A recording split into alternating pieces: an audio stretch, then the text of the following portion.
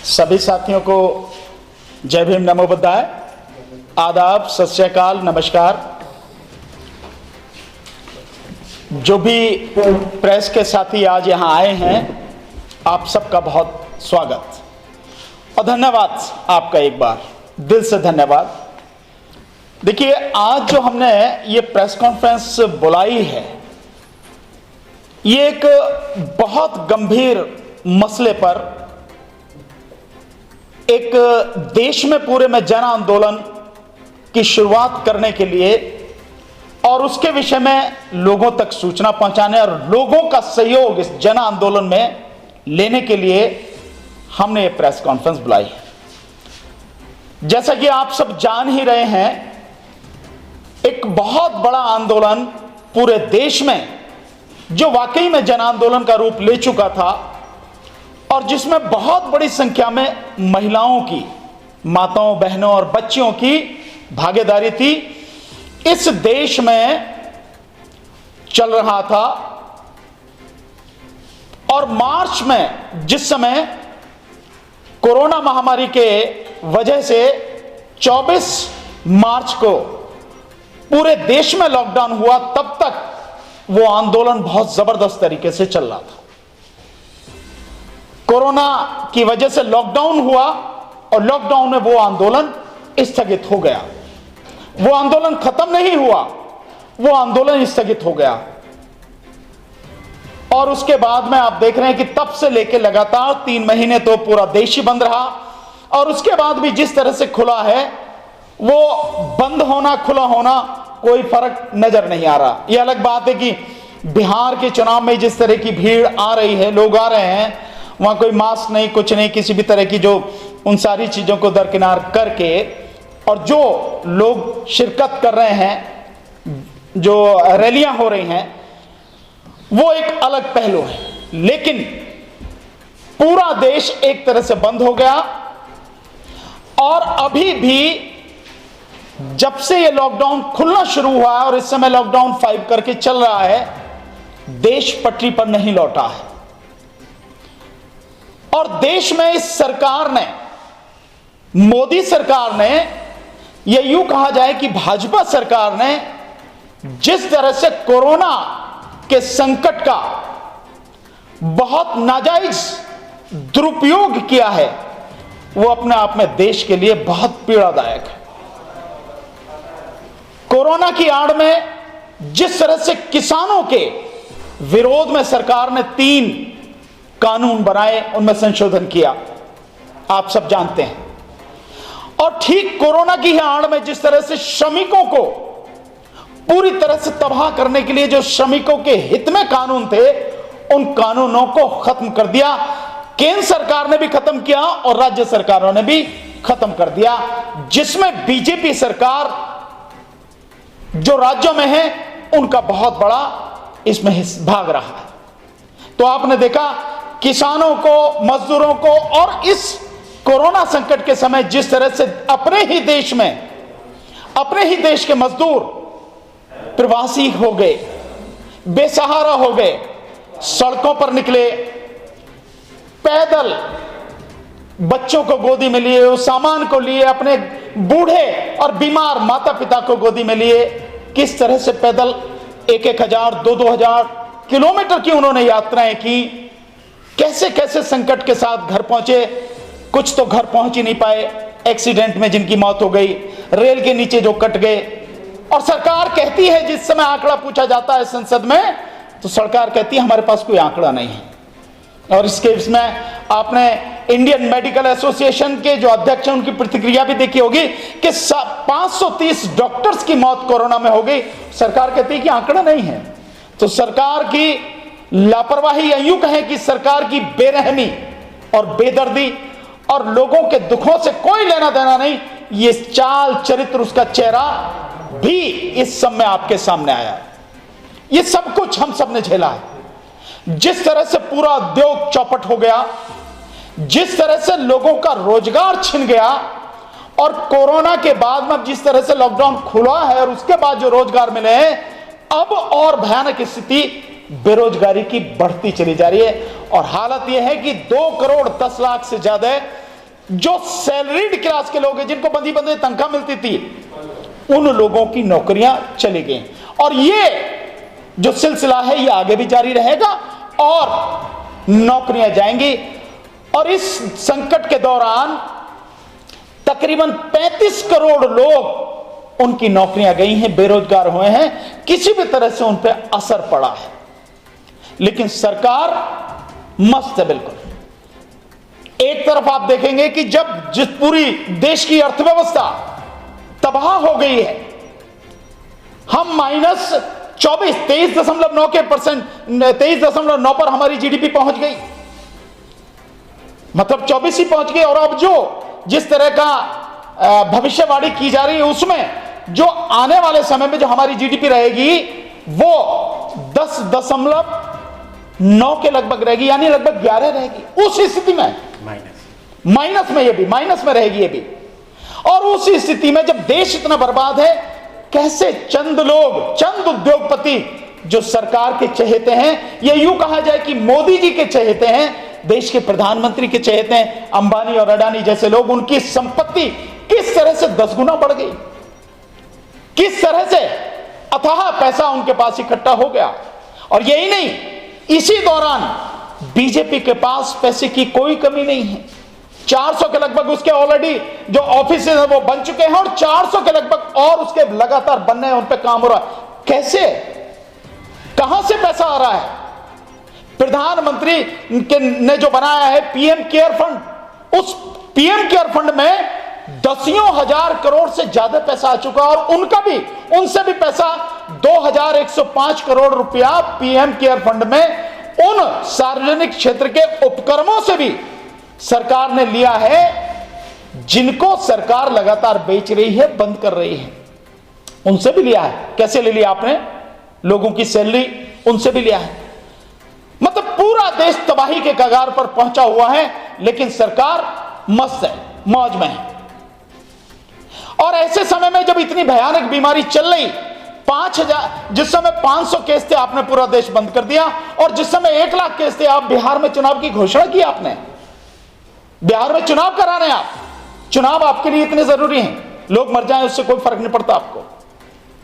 शिक्षा व्यवस्था आपने पूरी तरह से चौपट कर दी, और नई शिक्षा नीति लाके आपने देश को पूरी तरह से प्राइवेट शिक्षा जो है उसको पूरी तरह से प्राइवेट करने की आपकी नीति है, और उसका हाल ये, गरीब पढ़ नहीं सकेगा, ये हालत आपने कर दी है। इन सारी चीजों को लेकर हमने ये प्रेस कॉन्फ्रेंस बुलाई है, और हमने ये प्रेस कॉन्फ्रेंस इसलिए बुलाई है कि अब अगर लॉकडाउन नहीं होता तो वो आंदोलन जो चल रहा था, उसी आंदोलन में ये जन आंदोलन बन चुका होता। हम लोग उस सारे जितने भी साथी हैं इस देश में, जितने भी लोग सच कहते हैं, सच कहने की हिम्मत रखते हैं, सही बोलते हैं और काम करते हैं, लोगों की भलाई के लिए काम करते हैं, देश को बचाने के लिए काम करते हैं, देश की जनता के लिए काम करते हैं, देश के संविधान को बचाने के लिए काम कर रहे हैं, वो सारे के सारे लोग जिस तरह से काम कर रहे थे, लॉकडाउन नहीं होता तो जन आंदोलन इस देश में आज तक खड़ा हो चुका होता, और इस सरकार को जाने की स्थिति आ गई होती। लेकिन लॉकडाउन की वजह से ये पिछले 7-8 महीने जो गए हैं सबके सामने हैं, पर अब लॉकडाउन खुल चुका है, और अब अगर रहेगा भी तो भी अब इस लॉकडाउन को माना नहीं जाएगा। अब जन आंदोलन इस देश में राष्ट्रीय स्तर पर खड़ा किया जाएगा, उसी की घोषणा के लिए, उसी की किस तरह से ये सब आंदोलन रहेगा, कैसे कैसे हम इस आंदोलन को बढ़ाएंगे, हमने आज ये प्रेस कॉन्फ्रेंस बुलाई है। और इस आंदोलन में जो हमारा ये जन आंदोलन रहेगा, इस आंदोलन में हमारे जो मुद्दे रहेंगे, जो देश के मुद्दे हैं, देश की जनता के मुद्दे हैं, मैं एक बार आपके सामने 1 मिनट में वो सारे पढ़ देता हूं। उन आंदोलनों, उन मुद्दों को लेकर इस देश में जन आंदोलन रहेगा। सबसे पहला मुद्दा ईवीएम। ईवीएम हमारा सबसे पहला मुद्दा है। मैंने बार बार कहा है कि यह सरकार जितना भी सब कर रही है, इसे मालूम है लोगों की वोटों की उसकी जरूरत नहीं है, उसके पास ईवीएम है, और ईवीएम में बेईमानी करके, धांधली करके वो सत्ता में आती रहेगी। इसीलिए उसने कहा था कि 50 साल भी बीजेपी सत्ता में बनी रहेगी, ये कहा था, आप सबको मालूम है। तो वो इसीलिए कहा है और आप इससे भी अंदाजा लगा सकते हैं कि बिहार चुनाव जो चल रहा है, उस बिहार चुनाव में जिस तरह से तेजस्वी यादव की रैलियों में एक जन सैलाब उमड़ रहा है, वो जन भावना है और केवल बिहार के लोगों की नहीं है, वो पूरे देश के लोगों की जन भावना है। जो भाजपा सरकार चाहे राज्यों में हो, चाहे भाजपा की समर्थित सरकारें हो और चाहे केंद्र की भाजपा सरकार हो, मोदी द्वारा नेतृत्व की गई सरकार हो, उस सरकार के खिलाफ, मोदी जी के खिलाफ जबरदस्त जन आक्रोश लोगों में है, आपको दिख रहा है। लेकिन फिर भी सरकार जो मन में आ रहा है वो सब कुछ कर रही है। और अब तो यहां तक भी है कि सेना का भी निजीकरण करने की बात हो रही है, यहां तक कि सेना की जो जमीन है, लाखों हेक्टेयर एकड़ जो जमीन है, उस जमीन को भी निजी हाथों में सौंपने की बात हो रही है। आप समझ सकते हैं कि कितनी गंभीर परिस्थिति है। रेलवे की जमीन को सौंपने की बात हो रही है। उस सरकार को उखाड़ फेंकना, इस देश की जो शासन सत्ता से उसको उखाड़ फेंकना, यही आज की तारीख में इस देश के हर व्यक्ति का, देश को मानने वाले, संविधान को बचाने वाले, इस देश की जनता के हित में काम करने वाले लोगों का एकमात्र उद्देश्य होना चाहिए। इसीलिए हमारा जो मुद्दा है पहला, ईवीएम हमारा पहला मुद्दा है। दूसरा, ईवीएम से चुनाव खत्म होने चाहिए। जो पीपल्स रिप्रेजेंटेशन एक्ट है उसमें केंद्र सरकार द्वारा संशोधन करके बैलेट पेपर से चुनाव की व्यवस्था लागू की जाए और बैलेट पेपर से ही आगे कोई भी चुनाव वो होना चाहिए। तो ईवीएम हमारा पहला मुद्दा। दूसरा, अभी आपने देखा होगा, मैं इसलिए इस बात को बार बार बता रहा हूं, जेपी नड्डा उन्होंने अभी घोषणा की थी कि सीए लागू होगा, सीए एनआरसी बहुत जल्दी लागू होगा, उन्होंने घोषणा की थी। तो लोग भी आप भूल नहीं जाएं कि सीए का आंदोलन खत्म हो गया तो आप भूल जाएं, सीए एनआरसी लागू करेंगे, वो उनका मुद्दा है, हिंदुत्व राष्ट्र के लिए उनका एजेंडा है, जरूर लागू करेंगे। तो सीएए, एनपीआर और एनआरसी हमारा दूसरा मुद्दा, जिसको लेके हम जन आंदोलन करेंगे, लोगों को बताएंगे, समझाएंगे। तीसरा मुद्दा, आपने देखा होगा, बेगुनाह लोगों को, निर्दोष लोगों को सिर्फ धर्म के नाम पर, जाति के नाम पर उन्हें गिरफ्तार करके जेलों में डाल दिया जाता है। किस कानून के तहत? यूएपीए और जो एनआरसी है। तो यूएपीए, एनआरसी और एक गुंडा एक्ट है वो, और चौथा जो है यूपी में अभी स्पेशल सिक्योरिटी फोर्स यानी यूपी एसएसएफ जो बना है, इनको पूरी तरह से खत्म किया जाए, इसको लेकर हम आंदोलन करेंगे। यह हमारा तीसरा मुद्दा रहेगा। चौथा, जो किसानों के विरोध में इस सरकार ने अपनी मनमर्जी से पूंजीपतियों को किसानों की जमीन हटाने के लिए जो कानून बनाए, वो तीनों कानून, उन तीनों कानूनों को खत्म किया जाए, किसानों को एमएसपी के लिए कानून बनाया जाए, और C2 जो स्वामीनाथन कमीशन के अनुसार C2 एक्चुअल में C2 है, जिसमें किसान की मेहनत भी शामिल है, वो C2 पर 50% बढ़ा के एमएसपी लागू की जाए, और जिन 23 फसलों पर एमएसपी दी जाती है वो कानून बनाकर लागू की जाए। कहने से नहीं, केवल सरकारी आदेश से नहीं, कानून बना के लागू की जाए, और जो एमएसपी नहीं दे उन व्यापारियों के, उन उद्योगपतियों के खिलाफ सरकार कानूनी कार्रवाई करे।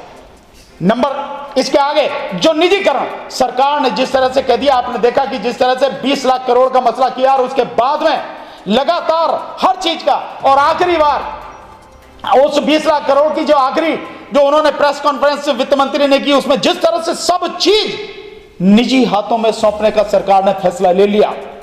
तो जब सरकार ने सब कुछ निजी हाथों में सोचने का फैसला लिया है, सरकार की क्या जरूरत है? प्रधानमंत्री, गृहमंत्री, इन सबकी क्या जरूरत है? क्या करेंगे सारे के सारे लोग जो देश पर बोझ बने हुए? हटाओ इनको भी, क्या जरूरत है? इसलिए निजीकरण जिस तरह से सरकार कर रही है, इस निजीकरण का पूरा विरोध होगा। निजीकरण को खत्म किया जाएगा, बंद किया जाएगा। जिस तरह से सार्वजनिक संस्थानों को बेचा जा रहा है, उन सबको रोक लगाई जाए और उन सबको वापस ला जाए। ये हमारा एक जबरदस्त, एक बड़ा हमारा मुद्दा रहेगा। साथ में केवल यही नहीं, जैसे मैंने कहा कि शिक्षा को जिस तरह से निजी हाथों में सौंपने के लिए नई शिक्षा नीति सरकार लाई है, उस शिक्षा नीति का भी उसको खत्म किया जाए, और शिक्षा को निजी हाथों में जाने से बेहतर शिक्षा में जो सबसे बढ़िया शिक्षा हो सकती है, पूरे देश में एक जैसी शिक्षा और बेस्ट एजुकेशन जो हो सकती है, उसको सबको उपलब्ध कराया जाए। शिक्षा का कानून भी मूल अधिकारों में शामिल है, इसलिए उस कानून को पूरी तरह से लागू किया जाए।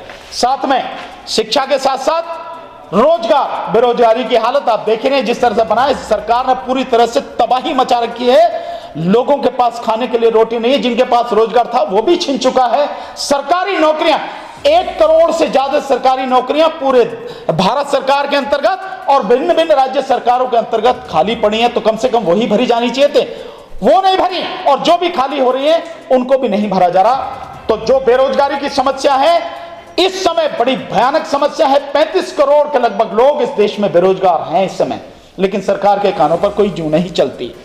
उस बेरोजगारी को खत्म किया जाए। बेरोजगारी हमारा मुद्दा रहेगा, जिसके लिए अभी आपने देखा कि 17 सितंबर को प्रधानमंत्री के जन्मदिन पर लोगों ने जिस तरह से बेरोजगारों ने, युवा बेरोजगारों ने राष्ट्रीय बेरोजगार दिवस मनाया।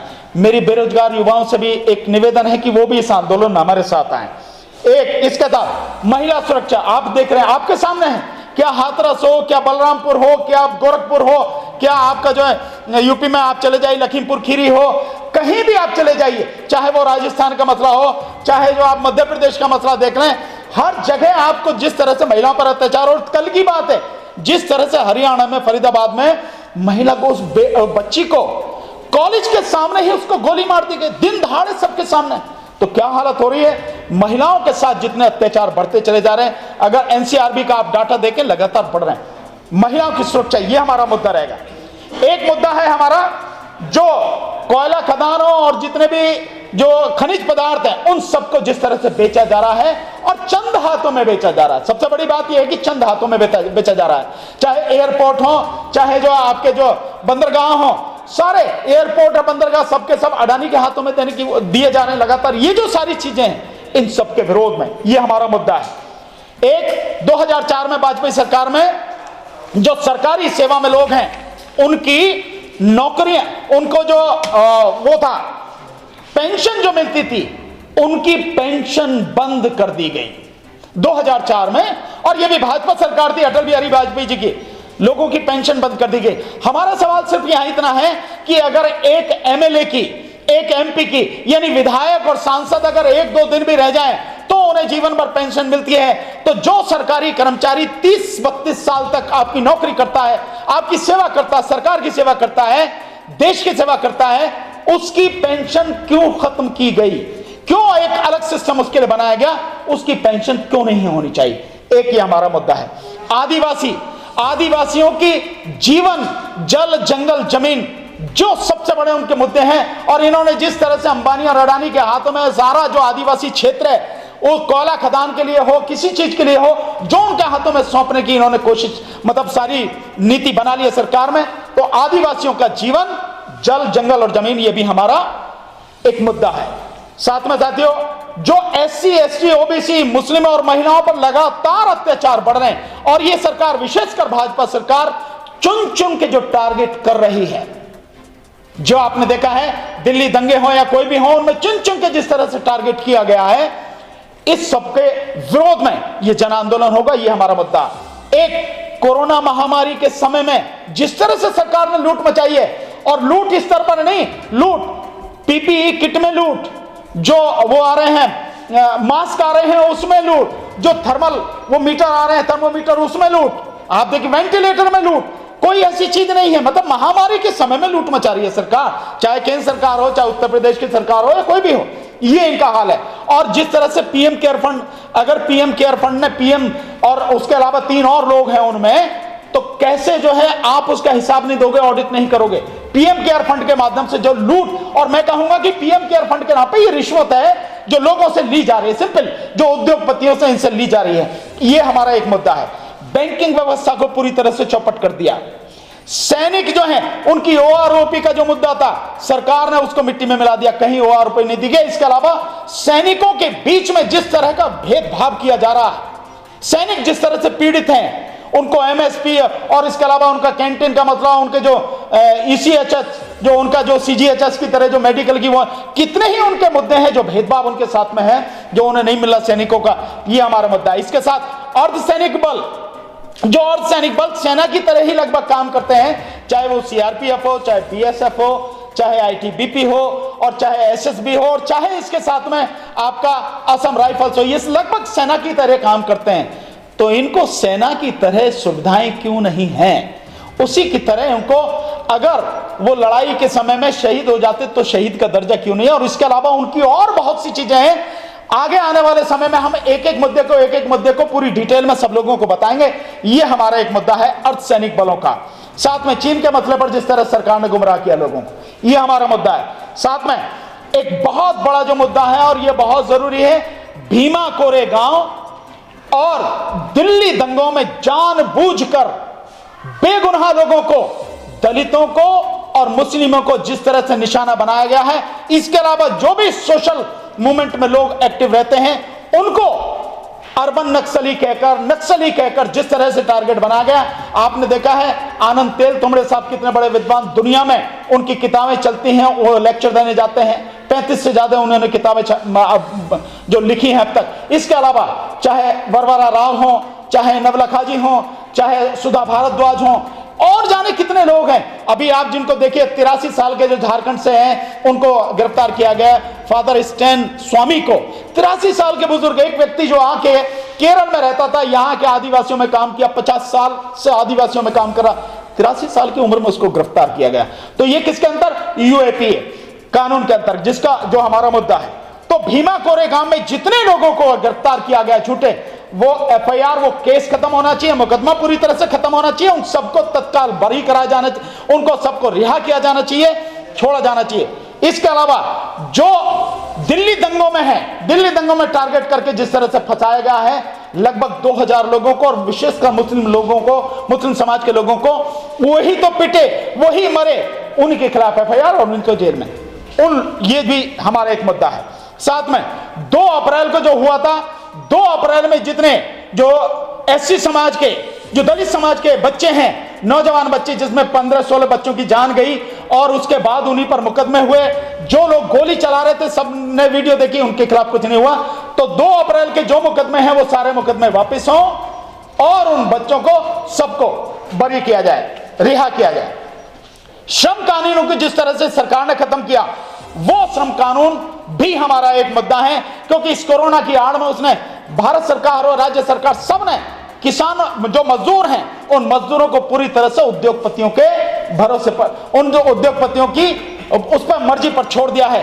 वो चाहे जो करें, 9 घंटे काम लें, 12 घंटे काम लें, उनको दें ना दें, मेडिकल फैसिलिटी उनकी काम करने का जो माहौल, सब कुछ खत्म कर दिया। इसके अलावा ये जो सारे हैं ये हमारे मुद्दे हैं। और स्वास्थ्य सेवाएं, आपने देखा होगा जो स्वास्थ्य सेवाएं हैं, किस तरह से स्वास्थ्य सेवाओं का पूरा जो हालत है आपके सामने है। अस्पतालों में कोरोना के अलावा किसी चीज का इलाज नहीं हो रहा, और इस बुरी हालत में है कि जो भी चाहे मंत्री हो या अधिकारी हो बड़ा, वो कहां जाता है इलाज कराने के लिए? प्राइवेट में। अरे जब सरकारी हॉस्पिटल तुमने बनाए हैं, सरकारी हॉस्पिटल हैं, सरकारी हॉस्पिटल्स में इलाज क्यों नहीं कराते आप? क्यों प्राइवेट हॉस्पिटल्स में जा रहे हैं? तो ये जो स्वास्थ्य सेवाओं की हालत है, और कोरोना के अलावा किसी का इलाज नहीं हो रहा, इससे भयानक स्थिति और क्या होगी? ये हमारे सारे मुद्दे हैं। इन मुद्दों को लेकर हम पूरे देश में जन आंदोलन करेंगे।